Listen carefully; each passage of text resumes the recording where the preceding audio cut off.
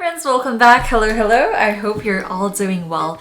If you're new to my channel, my name is Odyssey. I'm a Filipina nurse working here in Germany, and I do love creating contents about life in general in Germany or just sharing my experience being a Filipino nurse here in Deutschland. And if you're a returning subscriber, hello, thank you for being here again for another video. This is actually a requested vlog. Nakakatawa isipin na dumadami na din tayo dito sa Germany. And the intention of this video is to help especially those na nag-aaral pa lang ng Deutsch. This is to support you and make you feel na hindi ka nag-iisa. I also remember back then when I was undergoing language course, hindi ko man lang ma-share sa family and friends ko kasi hindi naman sila nagde-Deutsch. I decided this on my own. So, ginusto natin yan, girl.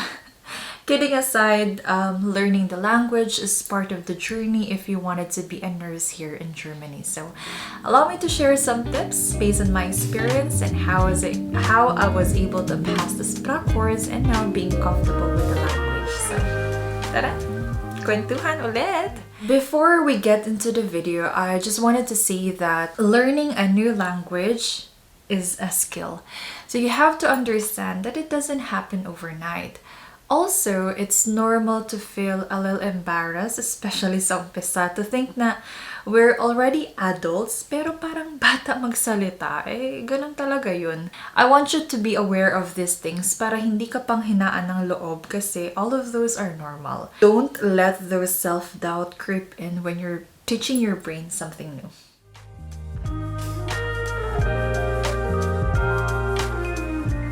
Before I share the resources I use, let's start with a mindset. Why do you want to learn the language? Why do you want to work here in Germany? Like, it's easy to say na gusto kasi mag-abroad, but most of the time, if you don't know your why, it's easy to be swayed. Ay, wag ko na lang kaya ituloy. Ay, mahirap yan, girl, wag na lang dyan. Or, ay, ang tagal ng hintayan, girl, wag na lang. And this is something that you have to answer yourself. What is your why? To share my experience, I was 27 years old at the time when this opportunity came in. I was like, sure ba ako?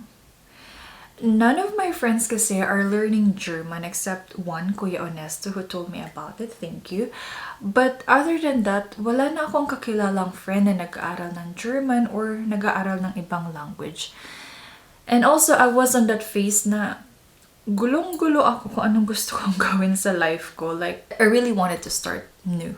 It feels like I am being pulled out in all directions. So, learning German was a decision I completely made on my own. Also, I've been into traveling. So, being in Germany and thinking na I can easily travel from other European countries. Ay, ma'am, go!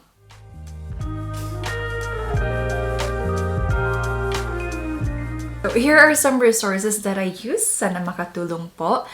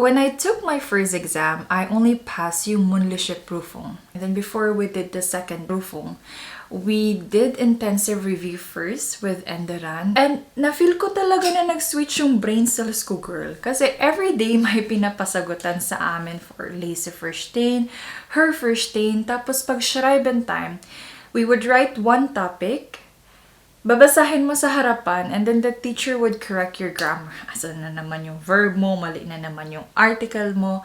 Then another, writing ulit, kukorek ka ulit, writing ulit, kukorek ka ulit.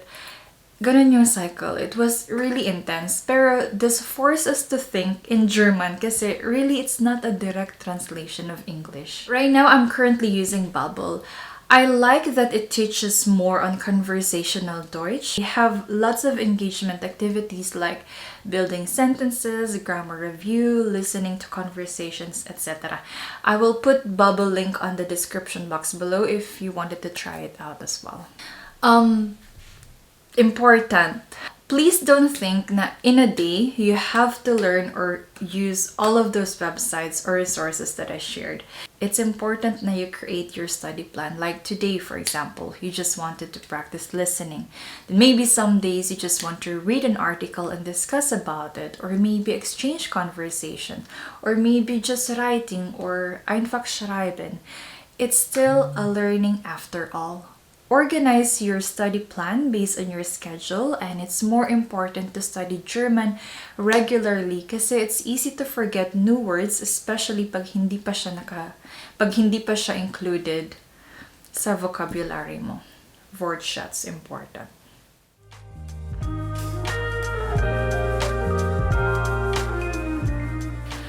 And last one. Take time to breathe. Don't judge yourself if gusto mo lang magpahinga today. Studying German can really be overwhelming. Girl, ang sakit kaya sa bangs. But please don't be too hard on yourself. If your brain demands rest, please rest. Mahihirapan ka ding mag-comprehend ng mga bagay-bagay pag hindi ka prepared. And don't think na it's a lost time. Just allow your brain to comprehend the new things, new words na you are learning each day. Girl, I'm proud of you. Pero pag nalampasan mo to, girl, iba yung feeling. I'm proud of you. That's it for today. Thank you so much for being here. Do let me know what other contents you want me to create para matulungan ko pa kayo sa journey nyo dito sa Deutschland. I do hope you all have a good day, and this has been Odyssey. I'll see you guys next time. Cheers!